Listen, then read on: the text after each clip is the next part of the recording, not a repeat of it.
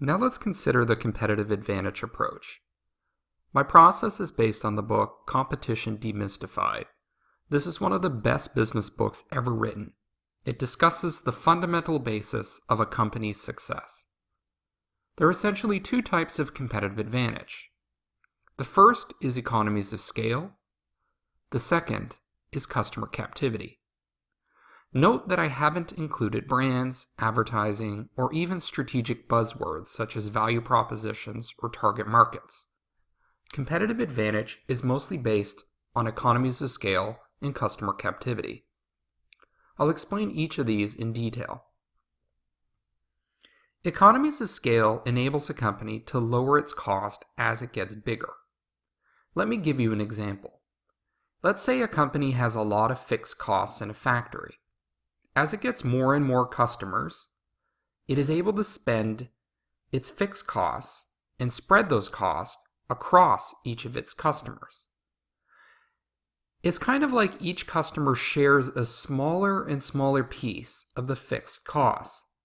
And as more customers are added, the incremental costs get smaller and smaller. As a side note, economies of scale usually break down at a certain size, so there is a limit. In analyzing competitors, there are many different ways to estimate scale.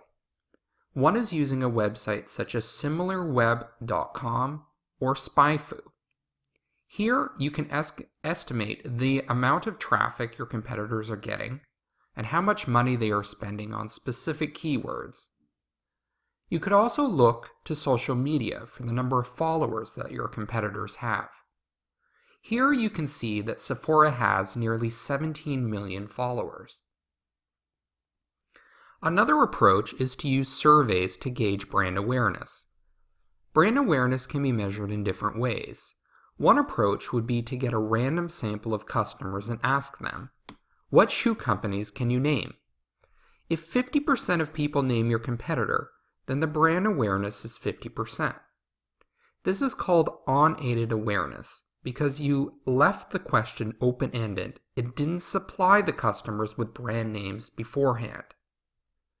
With aided brand awareness, you might give a list of brands, products, or companies and ask customers which they are familiar with. Companies with high brand awareness will likely be strategically focused on economies of scale.